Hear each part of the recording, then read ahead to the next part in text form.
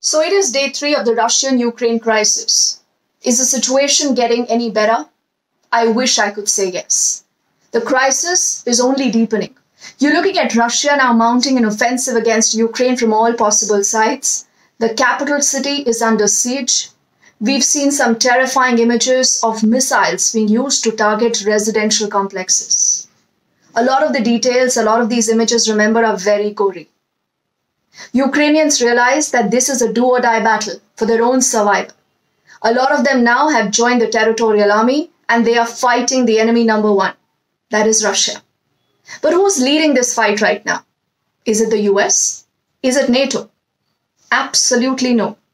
But it's a man called Zelensky, the president of Ukraine, who's leading this fight right now. A David versus a Goliath battle, clearly. He was given an offer by the US to evacuate. But do you know what he said? He said, I don't need a ride, but I need weapons. I need ammunition. Всім доброго ранку, українці. Зараз в мережі дуже багато з'явилось фейкової інформації, що, немов я закликаю складати зброю нашу армію і йде евакуація. Значить так, я тут, ніякої зброї ми не складемо, будемо захищати нашу державу, тому що наша зброя – це наша правда. Наша правда в тому, що це наша земля, наша країна, наші діти, і ми все це будемо захищати. Ось і все. Ось це і є те, що я хотів вам сказати. So Zelensky might have made mistakes in the past. He might have underrated this entire threat from Russia and from the man called Putin himself. But today what he is doing is what heroes really should do, what leaders should do. He's not running away like an Ashraf Ghani, but he's standing with his people and he's fighting. But you know, he has reached out previously to the US. In fact, he took a swipe at the US when he said that we are defending our country alone. You've left us alone. In spite of repeated appeals that he's made to the West, to the US, to the NATO countries, all that they've said today is that they are sending him more arms and ammunitions. But what does this mean? This clearly does not mean that we could be looking at a de-escalation or a ceasefire anytime soon. And that is bad news. Are the options for Zelensky now running out? What really can he do? How will he take on Russia? How will he fight Putin? And does this also somewhere tell you that the West and the NATO countries have left him high and dry, have left him helpless today? Всім добрий вечір. Лідер фракції тут. Good evening, everyone. The leader of the faction is here. The head of the presidential office is here. Prime Minister Shmyhal is here. Podolyak is here. The president is here. We are all here. Our soldiers are here. The citizens are here and we are here. We defend our independence. That's how it'll go. Glory to our defenders, both male and female. Glory to Ukraine. Слава Україні! But before we move any further, let me quickly introduce the man. Let me quickly tell you a little bit more about him. Because this man, remember, now is going to be in the center of this entire conflict. Could this man resolve the crisis? Would he have to step aside, as many people say, so that, Russia can lead to a regime change? What really will happen, no one knows. But this is what Zelensky and his past looks like.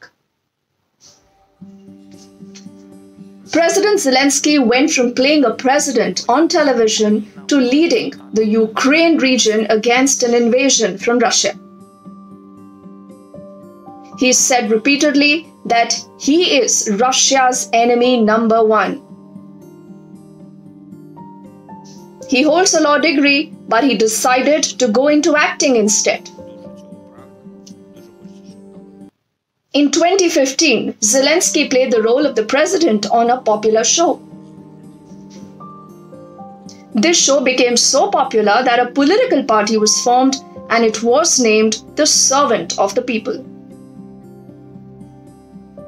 In 2018, Zelensky announced his candidature for president. He won this election with a landslide victory margin of 73% of the total vote. He has in the past taken a hard line against pro-Russian political factions in Ukraine.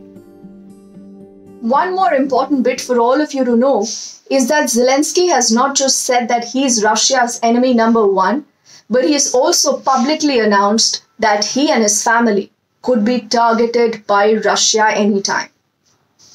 So why is the US and NATO still quiet? Does only sending arms and ammunition into Ukraine solve the entire crisis? Will that deter Putin? And what is his larger plan? Is he only looking at Ukraine? Or what if he is looking beyond that? What really is the end game? All these, remember, are important questions that we look to answer in the next few hours to next few days. But also let me quickly tell you what has happened so far. 5 important developments that we have seen in the last 24 hours coming out of the war zone right now. We fully support Ukraine's sovereignty and territorial integrity, its right of self-defense, and its right to choose its own path.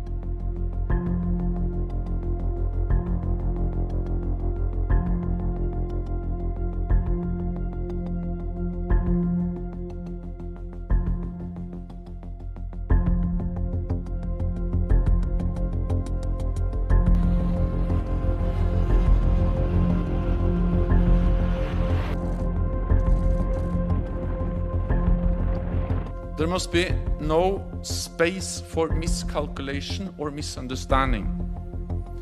We will do what it takes to protect and defend every ally and every inch of NATO territory.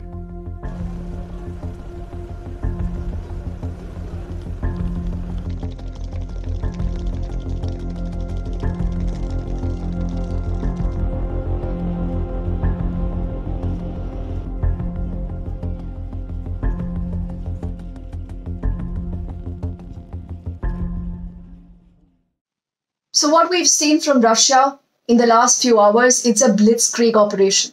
But like I said, what is the end game? What is it that Russia really wants to achieve?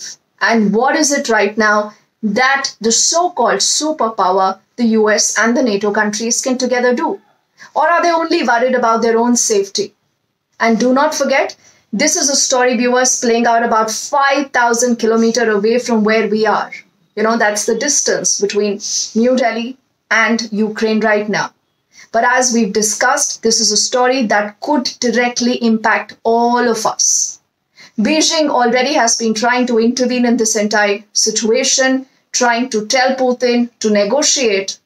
But is that the plan? Will Russia even listen to Beijing?